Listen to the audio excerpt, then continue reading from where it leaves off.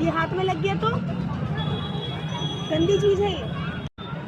कौन सी क्लास में पढ़ते हो तुम? पापा कहाँ चले गए? अच्छा नाम क्या तुम्हारा?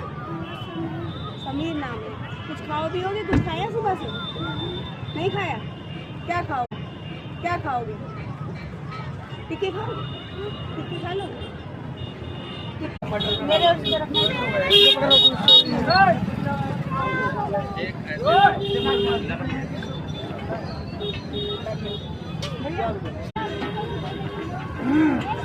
और भी घर में कोई है?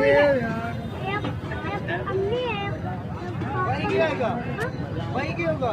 नहीं यही खेल रहा था तो खाने का मन था है ना? नहीं है भैया, बैठ आराम से बैठो, नहीं खा के जाओ। ठीक और ठीक।